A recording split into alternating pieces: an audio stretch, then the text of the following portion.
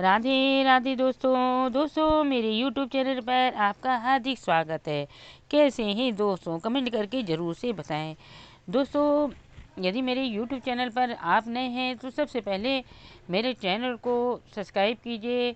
बगल में bell icon है, उसको प्रेस कीजिए, जिससे मेरी नई नई वीडियो की नोटिफिकेशन आपको सबसे पहले मिलती रहे।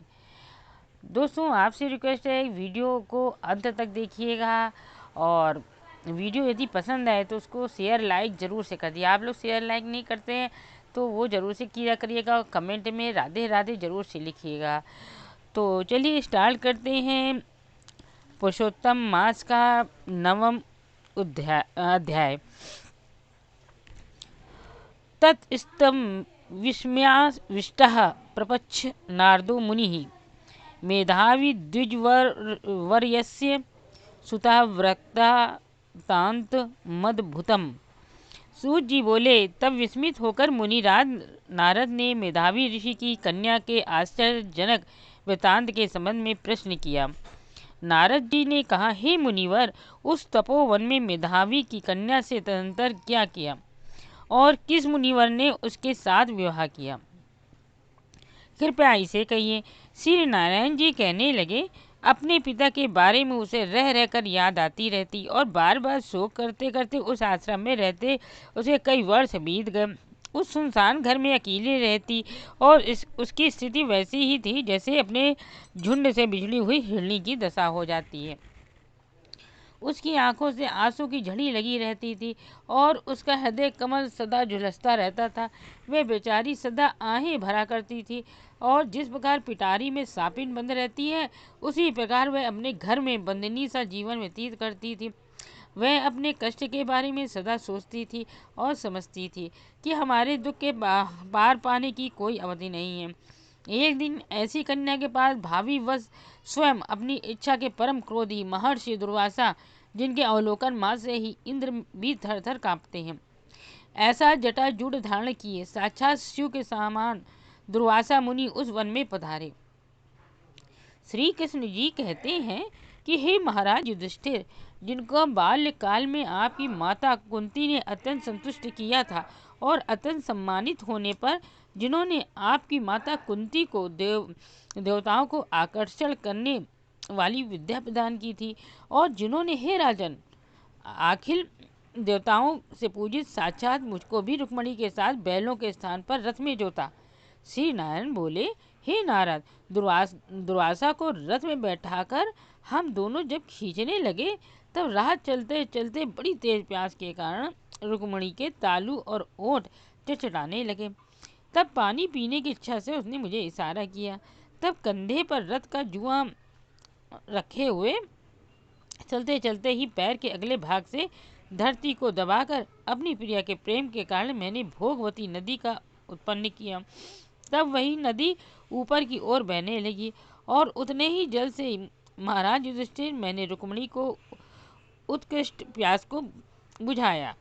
ये देर उसी क्षण प्रज्वलित अग्नि की भांति दुर्वासा मुनि क्रोध के मारे आग बबला हो गए और प्रलय काल की अग्नि के समान उठकर कुपित हुए। मुनि ने श्राप दिया, आह, बड़ा आश्चर्य है कि हे कृष्ण, रुक्मणी सदा तुम्हें बड़ी प्यारी है, जिससे तुमने मेरा निरादर कर प्रिया के प्रेम से आकर्षण हो अपना महत्व दिखाने के लिए उसे पानी पिलाया। इसलिए युगल दंपति को अब परस्पर वियोग होगा। हे युधिष्ठिर, ऐसा जिन्होंने श्राप दिया था वही मुनिराज साक्षात शिवजी के अंश से उत्पन्न दूसरे काल रुद्र के समान महर्षि अत्रि के भीषण तप रूपी कल्प वृक्ष के महान दिव्यफल पतिव्रत कुल चूड़ामणि अनसुईया के गर्भ से उत्पन्न अति मेधावी दुर्वासा नाम के महर्षि मानो तपस्या ही ने मूर्तिमान अवतार लिया हो। असंख्य तीर्थों के जल से भीगी हुई जटा से भूषित सिर वाले दुर्वासा मुनि को आते हुए देखकर शोक सागर से निकलकर खड़ी धैर्य पूर्वक मुनिराज के चरणों की वंदना की। प्रणाम करने के बाद जैसे महर्षि वाल्मीकि जी को जानकी जी अपने आश्रम ले आई थी, वैसे ही वे दुर्वासा मुनि को अपने आश्रम में ले आई। अर्धपाद विविध प्रकार के जंगली कंद मूल फलों और पुष्पों से स्वागत करने की अनुमति प्राप्त कर आदर के साथ उनकी पूजा की। फिर हे महाराज युधिष्ठिर, विनय पूर्वक वह मुनि कन्या बोली। कन्या ने कहा, हे महाभाग्यशाली, हे महर्षि अत्रि वंश के सूर, आपको नमस्कार है। हे साधु सक्तम, मुझ अभागिन के आश्रम में आज आपका आगमन कहाँ से हो रहा है?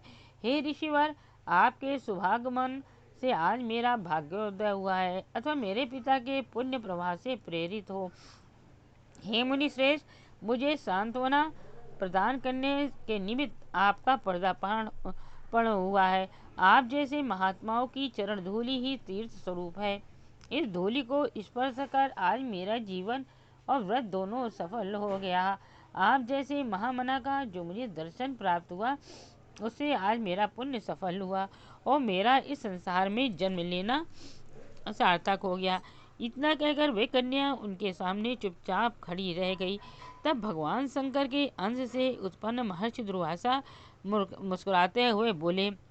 दुर्वासा मुनि ने कहा, धन्य ब्राह्मण पुत्री धन, तुमने अपने पिता के कुल का उद्धार कर दिया। मेधा ऋषि की तपस्या का फल है जो तुम्हारी जैसी कन्या का जन्म हुआ। तुम्हारी धर्मपरायणता जानकर कैलाश से मैं यहाँ आया और तुम्हारे आश्रम में पहुंचकर तुम्हारे द्वारा पूजित हुआ। और हे सुंदरी, अब नारायण देव सनातन मुनीश्वर का दर्शन करने के लिए भद्रका आश्रम को तुरंत जा रहा हूँ। वहाँ से लोक कल्याण की कामना के एकाग्रचित्त होकर अत्यंत भीषण तपस्या कर रहे हैं। कन्या ने कहा, हे ऋषि, आपका दर्शन होते ही मेरे शोक का सागर तो सूख गया। अब इसके बाद तुम्हारा भविष्य अत्यंत उज्ज्वल है, ऐसी आपने सांत्वना भी प्रदान की। परंतु हे मुनिराज, मेरे हृदय में जो भीषण वानाग्नि सुलग रही, उसे क्या आप नहीं जानते? हे दया निधान, हे कल्याण करने वाले, उस दुखाग्नि को बुझाने का कोई उपाय बताइए। मैंने बहुत अच्छी तरह सोच विचार कर देख लिया है कि भविष्य में मुझे कहीं से भी हर्ष नहीं मिलने वाला है। ना मेरी माता है, ना पिता है और न कोई भाई ही है जो मुझे धैर्य प्रदान करे। अतः कष्ट सागर से पीड़ित हो मैं कैसे जीवित रह सकती हूँ? जिस जिस दिशा की ओर मेरी दृष्टि जाती है, वहाँ वहाँ सूना ही दिखाई पड़ता है। इसलिए हे तपस्वी कुल शिरोमणि, शीघ्र मेरे दुख के निवारण का कोई उपाय कीजिए। कोई भी व्यक्ति मेरे साथ विवाह करने के लिए तैयार नहीं हो रहा है। यदि समय पर विवाह नहीं हुआ तो मैं अपने धर्म से भ्रष्ट हो जाऊंगी। इसका मुझे बड़ा डर हो रहा है। इसी कारण से ना तो रात में नींद आती है और ना खाने पीने की इच्छा ही होती है। हे बृहर्षि, मैं मर जाऊं, बस यह बात रह रहकर मन में आ रही है और यही मेरा निश्चय भी है।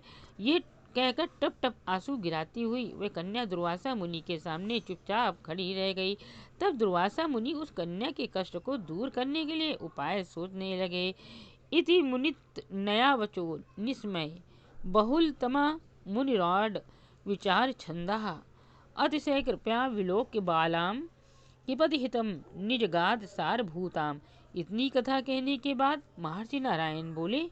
इस प्रकार ऋषि कन्या की बात सुनकर उसका अभिप्राय समझकर अति क्रोध करने वाली मुनिराज दुर्वासा ने उस कन्या का कल्याण विचार कर अतिशय दया दृष्टि से उसकी ओर देखकर कुछ सारभूत उपाय बतलाया।